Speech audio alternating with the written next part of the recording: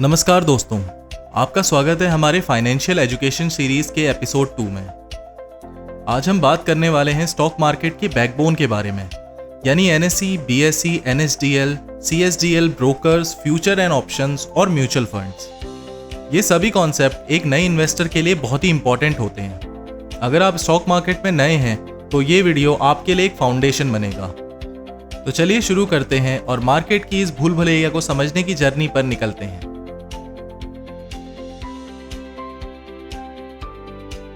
सबसे पहले बात करते हैं एनएसई की, यानी national stock exchange. NSE Bharat का सबसे बड़ा इलेक्ट्रॉनिक स्टॉक एक्सचेंज है। इसकी शुरुआत 1992 में हुई थी और ये पूरा कंप्यूटराइज सिस्टम पे काम करता है। यहाँ पर ट्रेडिंग होती है शेयर्स की, बॉन्ड्स की और डेरिवेटिव्स की, वो भी सब कुछ ऑनलाइन। एनएसई का बेंचमार्क इंडेक्स है निफ्टी 50, जिसमें टॉप 50 कंपनीज लिस्टेड होती हैं। एनएसई में भारत में ट्रांसपेरेंसी, स्पीड और एफिशिएंसी लाई है। अगर आपको मॉडर्न ट्रेडिंग का एक्सपीरियंस चाहिए तो एनएसई एक ट्रस्टेड प्लेटफॉर्म है। चलिए अब जान लेते हैं कि बीएसई क्या होता है। बीएसई यानी Bombay stock exchange. BSE Asia का सबसे पुराना स्टॉक एक्सचेंज है। 1875 में इसकी शुरुआत हुई थी। इसका बेंचमार्क इंडेक्स सेंसेक्स है, जिसमें टॉप 30 कंपनीज होती हैं। बीएसई ने भारत के कैपिटल मार्केट को डेवलप करने में बहुत बड़ा रोल प्ले किया है। आज के टाइम में बीएसई भी इलेक्ट्रॉनिक ट्रेडिंग सिस्टम का यूज करता है। तो अगर आपको हेरिटेज और ट्रस्ट चाहिए तो बीएसई एक स्ट्रॉन्ग ऑप्शन हो सकता है। चलिए अब जान लेते हैं कि एनएसडीएल और सीडीएसएल क्या होता है। जब आप स्टॉक्स खरीदते हैं तो वो फिजिकल पेपर के फॉर्म में नहीं, बल्कि इलेक्ट्रॉनिकली आपके डीमैट अकाउंट में स्टोर हो जाते हैं। ये काम करता है एनएसडीएल और सीडीएसएल।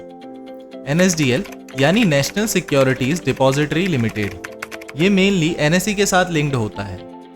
सीडीएसएल यानी सेंट्रल डिपॉजिटरी सर्विस लिमिटेड, ये बीएसई के साथ एसोसिएटेड है। दोनों का काम है आपके शेयर्स को डीमैट फॉर्म में सिक्योर रखना, ट्रांसफर करना और सेटलमेंट प्रोसेस को स्मूथ बनाना।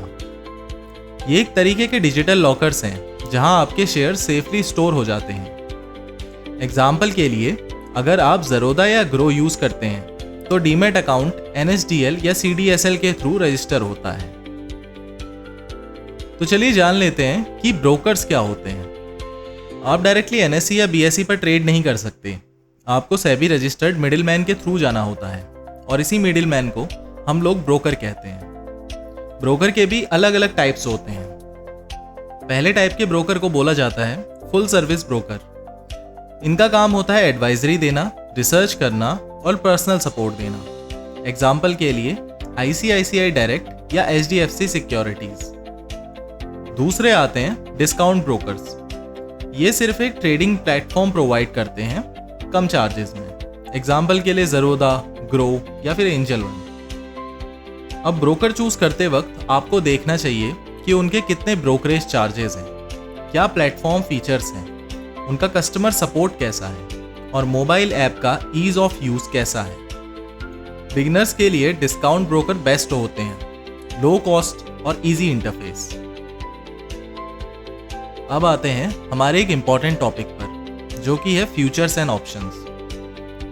ये दोनों डेरिवेटिव इंस्ट्रूमेंट्स होते हैं, यानी कि जिनका वैल्यू किसी अंडरलाइंग एसेट पर डिपेंड करता है, जैसे कि स्टॉक्स, इंडाइसेस या कमोडिटीज।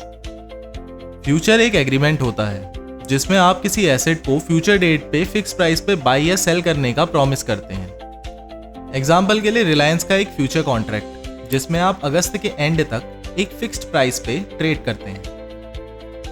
और ऑप्शंस में आपको राइट मिलता है बाय या सेल करने का, लेकिन ऑब्लिगेशन नहीं होता है। ऑप्शंस दो टाइप के होते हैं, कॉल ऑप्शन जिसमें आपको बाय करने का राइट मिलता है और पुट ऑप्शन जिसमें आपको सेल करने का राइट मिलता है। ये तो हो गई बात फ्यूचर एंड ऑप्शंस की, बट इनका यूज क्या होता है। ये मोस्टली यूज किए जाते हैं हेजिंग यानी कि risk protection, speculation for short term profit और पोर्टफोलियो इंश्योरेंस के लिए। लेकिन एक बात ध्यान रखने वाली ये होती है कि future and option high risk instrument हैं। बिगिनर्स के लिए ये थोड़ा कॉम्प्लेक्स हो सकता है। इसमें घुसने से पहले एक प्रॉपर स्ट्रेटजी और नॉलेज गेन करना बहुत ज़रूरी होता है। म्यूचुअल फंड एक ऐसा इन्वेस्टमेंट व्हीकल है जिसमें सारे लोग अपने पैसे मिलाकर इन्वेस्ट करते हैं और उस फंड को एक प्रोफेशनल फंड मैनेजर मैनेज करता है। आप म्यूचुअल फंड्स में यूनिट खरीदते हैं जिनका वैल्यू NAV यानी नेट एसेट वैल्यू के बेसिस पर डिसाइड होता है, और उसके बाद फंड मैनेजर इस पैसे को स्टॉक्स, बॉन्ड्स या फिर किसी और सिक्योरिटी में इन्वेस्ट करता है। यहाँ पर 3 टाइप के म्यूचुअल फंड्स होते हैं। पहला होता है इक्विटी फंड, ये थोड़ा high return high risk type का होता है। दूसरा होता है डेब्ट फंड, जो कि स्टेबल रिटर्न देता है और इसमें रिस्क कम होता है। तीसरे आते हैं हाइब्रिड फंड्स, जो एक बैलेंस्ड रिस्क रिटर्न देते हैं। म्यूचुअल फंड्स में इन्वेस्ट करने के काफ़ी फायदे भी होते हैं, जैसे कि diversification, professional management, SIP option, SIP यानी सिस्टमेटिक इन्वेस्टमेंट प्लान, और लिक्विडिटी। अगर एग्जाम्पल की बात करें तो अगर आप SIP में 500 रुपये मंथली से शुरू करते हैं तो आप लॉन्ग टर्म में वेल्थ बिल्ड कर सकते हैं बिना मार्केट को डेली ट्रैक किए।